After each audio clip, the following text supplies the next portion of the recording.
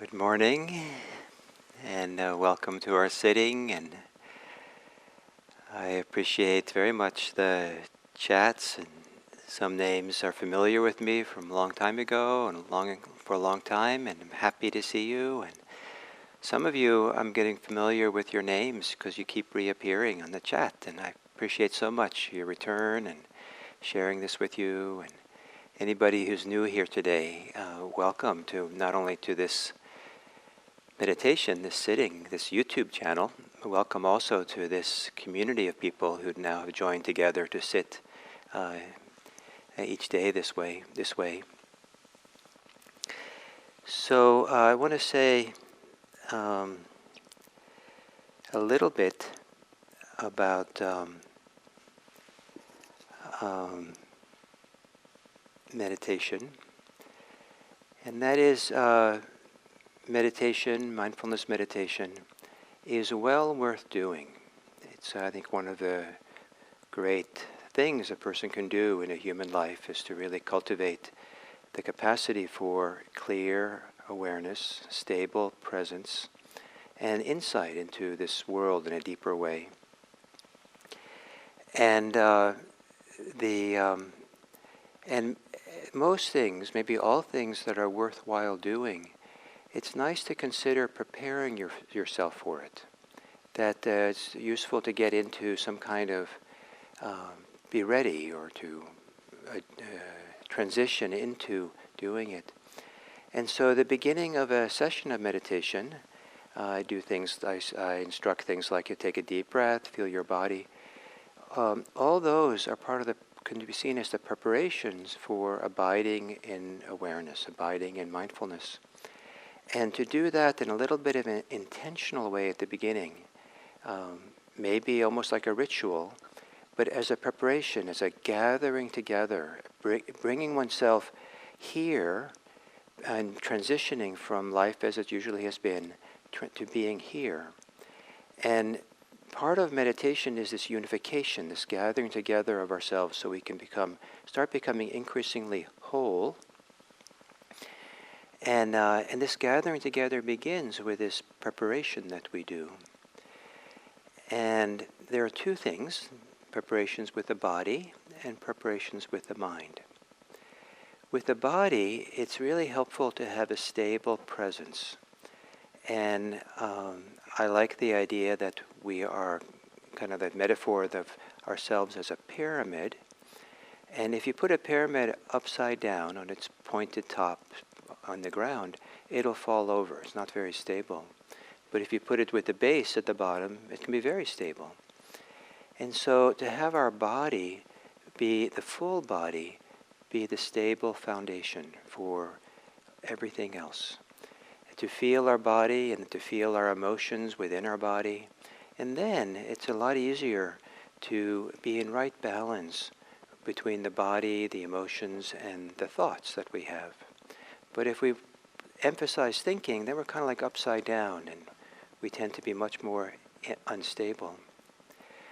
But then with our thinking preparation, one way to prepare for meditation is to actually think intentionally about the meditation by giving,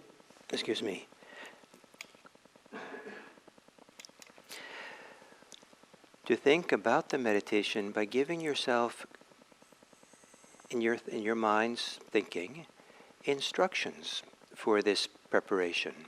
So some of the things that I say in preparation as the guided meditation are examples of things you could say to yourself, or you could repeat after me to yourself. And the idea is that to use thinking, like the kind of thinking that's a little bit more intentional and clear. So intentions, that thinking begins getting focused on the meditation as well. After the preparation, then you can let go of that kind of thinking. And maybe it's easier not to get swept up into distracted thoughts because you've used thinking to gather yourself together. So as I give these instructions now, maybe you could give it to yourself. And the art of that is to give it to yourself with a kind of voice that is meditative, that's a kind of supportive voice for meditation. Maybe a calm voice, maybe a kind voice, a slow voice. Maybe giving yourself instructions with a lot of pauses to really feel and connect. So sitting upright, or taking a posture, laying down if that's what's for you, right for you, but a posture that's appropriate for you to cultivate this mindfulness. And in thinking about the body as a foundation, feel the contact of your body against the floor, your chair, your seat, or if your whole body's laying, to feel the contact of your body against that place where you're supported, your weight is supported by the earth, by what's under. And feel the solidity, feel maybe the stable quality of that contact. That there's a base that's holding you up.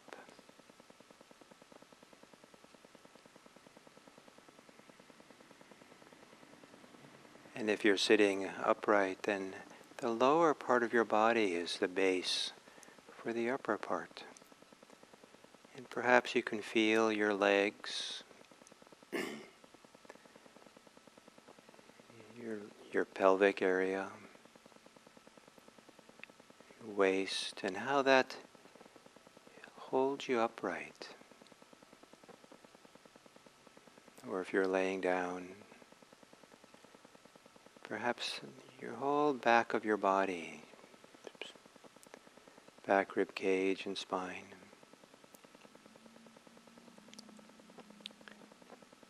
And with this physical base of your body,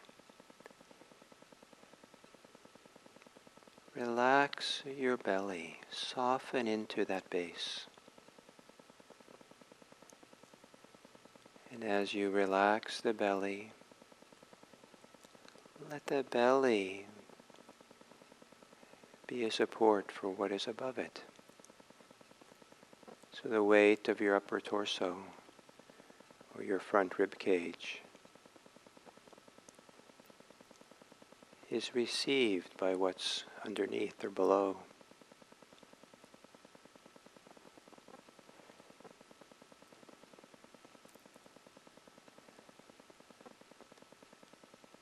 And perhaps you can soften your shoulders.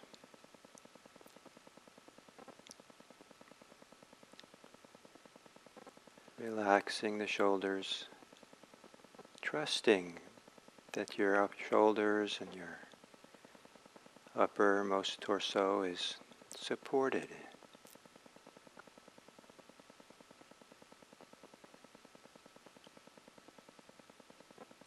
And then feeling whatever support that's holding up your head.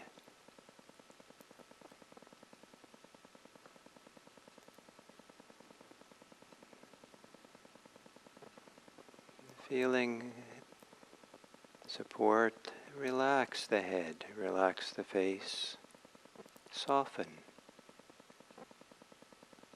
into your support.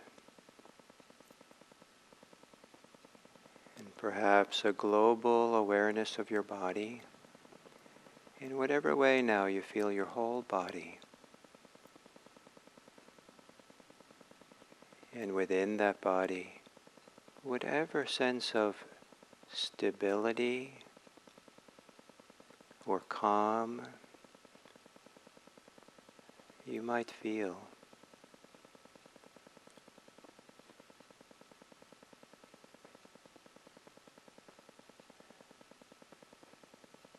And perhaps you can also now let your thinking mind rest in the stability of the body. The upward movement perhaps of thinking, or the spinning movement of the thinking mind. maybe that can relax as well. Softening the thinking muscle.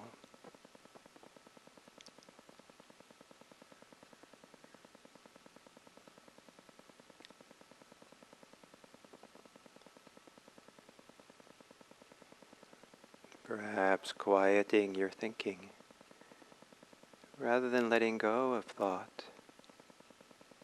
Maybe softening, gentling how you're thinking.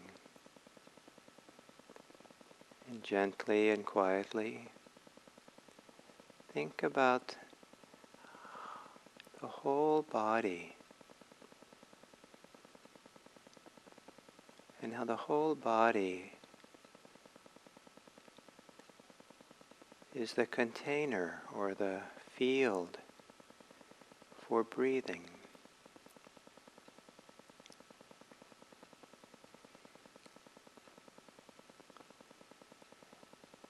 And gently and very simply thinking about feeling breathing, thinking thoughts, directing attention to feel the body's way of inhaling.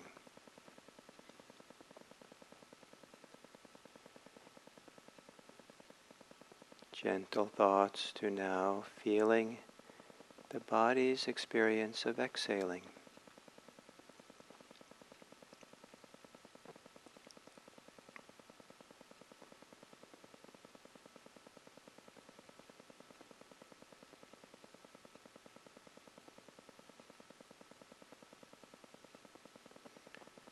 Perhaps having a few simple, calm thoughts. That awareness of the body, awareness of breathing, is a caring activity. We care for ourselves by bringing caring attention, careful attention to this foundation of our life, the body and the body breathing.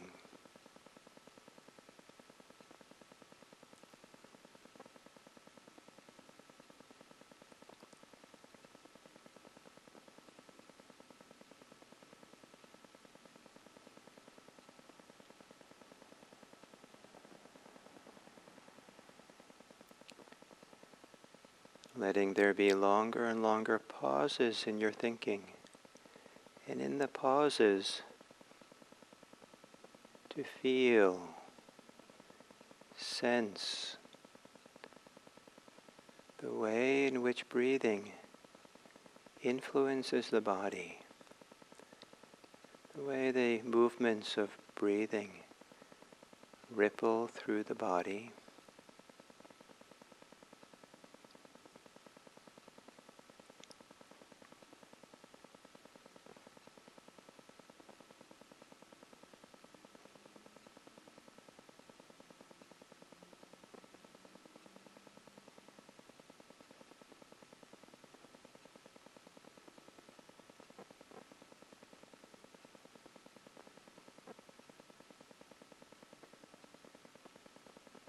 Perhaps then letting go of your thinking and letting go into the body experiencing, softly experiencing itself breathing.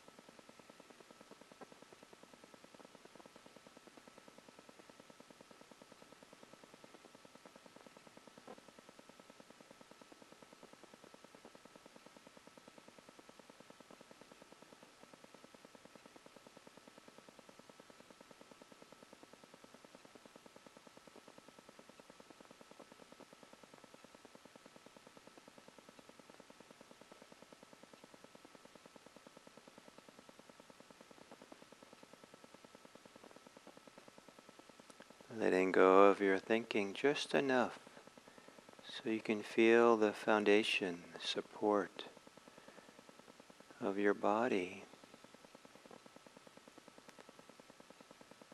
Feeling that support so that thinking can feel safe enough, held enough to relax. So there's not so much a need to think. The thinking muscle can soften.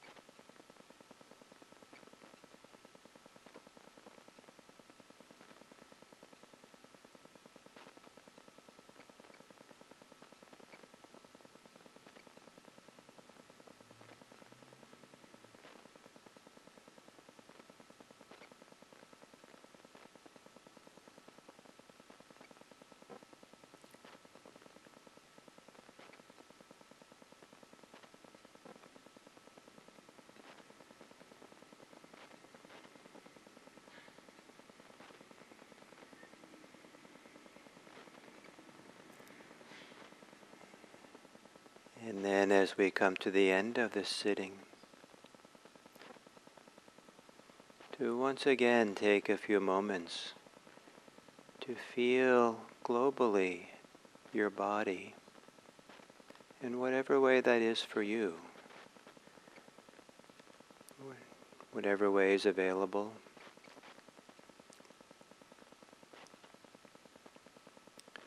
And perhaps feeling whatever sense of stability there is in the body,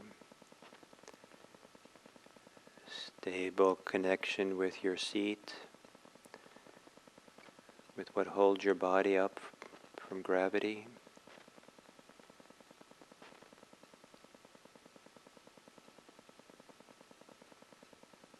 And this ability to abide in our body, to be connected to our bodily experience, can sometimes make it possible, or make it a greater possibility, to feel our compassion, to feel our care and our love,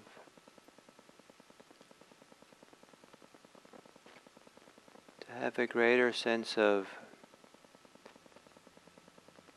connectedness to others, to the world.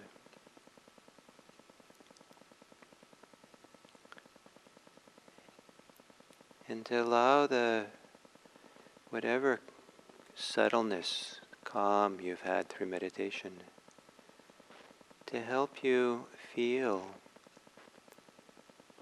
a little bit more than usual the tenderness or the softness, the warmth, the glow of your compassion, of your love, or your simple that you care. You care what's happening in the world. And you care in an embodied way.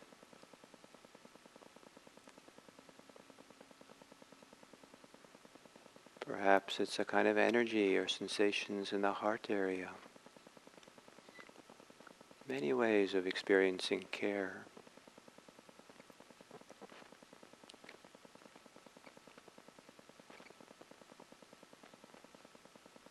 And it's so valuable to be embodied in such a way that we're in touch with our human capacity for care, compassion. And may it be, as you go about your day between now and when we sit again,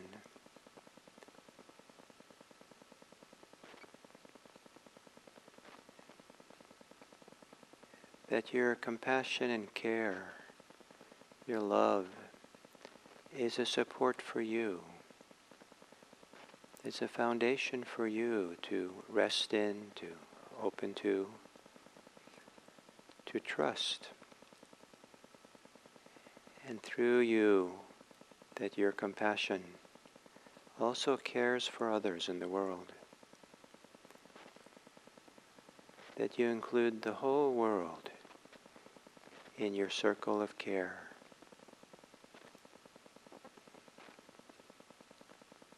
This great global family with which we share so much these days. May all beings be happy. May all beings be safe. May all beings be free of all afflictions. May all beings be healthy. May all beings know that we care for each other.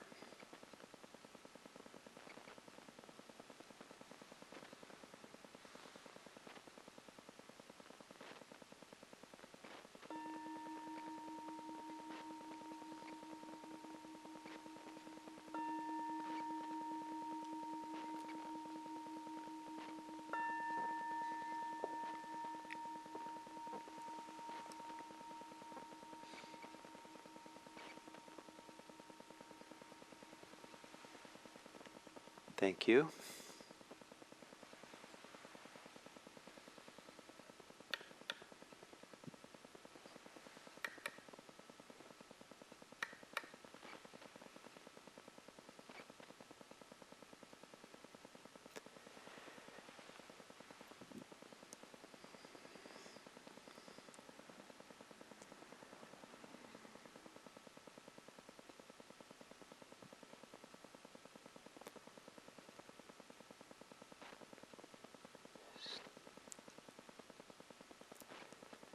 So this will be the second talk on the faculty of wisdom. And it's a part of the field of wisdom to be motivated, to understand, to be propelled or inspired or have no other choice, but to engage in the practice of becoming free of suffering. And so suffering in one way or the other is the cauldron, fire, for which practice, the interest in mindfulness and concentration and showing up, being present, arises. As we begin to practice, a very important function or capacity of wisdom, of pañña, is as we get more clear, as we are more mindful, we start making distinctions. And so there's also distinguishing wisdom.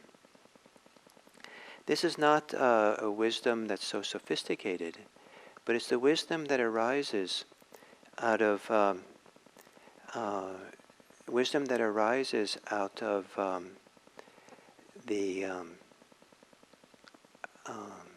our clarity of mind, where we're able to see not just the big, buzzing, confused events of the moment, but we can start seeing clearly the different elements that make it up.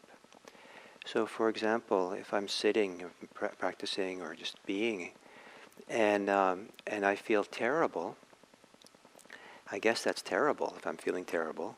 But terrible is a very vague, it says something, it points to something, but it's a very vague category. And if, as I settle and get a little bit quieter and start paying attention to what's going on, I can start distinguishing that part of that involves physical experiences of maybe contraction and tension, and part of it involves certain kinds of thinking. Some of it involves certain emotions that are present. And to be able to tease apart, to distinguish these different component parts of being terrible, gives me a handle on the experience, gives me something to be more attentive to find some freedom in relationship to. The word terrible, the concept of it, it's a little bit hard to even know what that means and where to start or how to relate to that as an experience. But as the mind's capacity to see clearly develops, we start distinguishing. And if I can see that, part of my terribleness is tension in the body, then I have the opportunity to bring a careful attention to that tension. And maybe I've noticed there's tension in the shoulders, and so I relax my shoulders. And then my whole terrible feeling, the gestalt of it all, begins to shift and maybe quiet down a little bit. Or maybe I notice that I'm feeling really sad. And I hadn't really noticed that I was sad, but when I really see, this is sadness, something releases, something, yes, that's what it is. Maybe I'm not pulling away from the sadness, the discomfort of it, unconsciously, but in recognizing it, I kind of say, that's what's happening, the more of a settling. And then this gestalt that I call terrible is starting to begin to change and be a little different. And then I notice that my thinking is, I'm thinking about, some of you wrote comments here about background noise, and so I'm having all these thoughts about background noise and what should I do and what should I say, and I say, that's the kind of thought I have. I'll just explain it. probably what you heard was today was the garbage collection day on our street. So if it was intermittent, the sound you heard, it was quite loud, the garbage trucks, and there was more banging of garbage cans today than I've ever heard. So so I don't know if that was the issue, but we'll find out. I'll look into it. So then I see the thoughts, and so the thoughts quiet down. And so slowly, by making distinctions, I start being able to see also that I have some choices. The greater the distinctions we make about what's going on, the greater the choice we have about what our experience is and how we relate to it. So this idea of how we relate to our experience is also part of this distinguishing quality of wisdom. There's always two things happening in a very kind of broad categories. There's what's happening and how we relate to that experience. So there might be something uncomfortable happening, and in relationship to that discomfort, there might be fear about it, there might be blame, there might be anger, irritation, there might be distress around it, there might be judgments and ideas about it. This means that something. And the experience and the relationship to are two separate things, and we might not be able to change the experience, but we might have some choice with how we relate to it, what we think about it, and how we feel about it. Maybe we could just kind of not be so judgmental, or maybe we don't have to be so afraid or so glued to it or attacking it or kind of entangled with it. And so to be able to see that there is experience, and then there's ideas about the experience. And some of those ideas might be true, and some of them might be not so true. But to see, oh, here's the experience, and here's my idea. Here's a person that I'm seeing, and here's my ideas about that person. And it turns out that person looks like one of my elementary school teachers who was really scary. And the reason I feel afraid of this person might be because this idea that I associated with my elementary school teacher. And so to see that, on one hand, there's my whole inner experience of association, and there's the person. To make that distinction, then we can make some choice. We can see, there's nothing about that person, really. I can choose to now look at the person more carefully. Or I can tend to look at myself more carefully. So this ability to make distinctions and then to make choices is a very important part of the wisdom factor of practice. And as we begin being able to make very simple choices, and this is kind of the heart of this distinguishing wisdom, is to be able to distinguish between that which is healthy and that which is unhealthy. That which is, in Buddhist language, is called skillful or unskillful, wholesome or unwholesome, that which is helpful and that which is not helpful. And so we become our own teachers in our ability to make distinctions. So I could see that my judgments and fear around the person who looks like my elementary school teacher, that having that kind of preoccupation that's not necessarily accurate about the person I'm with, that's not so healthy, not so skillful, not so helpful. And so now I can choose to do something skillful. I can be careful about what I say. I can be careful about what I think or how I relate to my view of that person. So we sit in meditation and we start making distinctions. I mean, not that we're actively analyzing, not that we're trying to figure it all out. As the mind gets quieter and becomes clear, as we see more clearly what's here, it's a natural functioning of the mind to be able to, it will make distinctions as it quiets down. It'll see more clearly, there's this and there's that. And at some point, as this settling comes in, we see that there's this and there's that. It's really clear that if I keep thinking about, if I keep thinking about how, I'm trying to think of something silly that maybe would be painful to keep thinking about, but if I keep thinking about all my anger at the fact that someone left a little bit of trash outside of IMC on the sidewalk, and I keep thinking and repeating it, and I find myself getting more and more irritated, maybe that's not a skillful, helpful train of thought when I'm meditating. Maybe it'd be enough, the skillful thing to do is to acknowledge my irritation, my annoyance, to acknowledge my concern about there's a need to keep the place a little bit clean and cared for during this shelter-at-home time. And so, now that I've acknowledged it, maybe the skillful thing to do now is to settle in and feel and breathe with the sense of tension that I'm feeling because of thinking about the trash. And so I sit there and feel, and that's skillful to do. That's a good thing to do. I'm not denying it, I'm not criticizing being this way, but I'm finding a skillful, helpful way to be with it. So, distinguishing wisdom.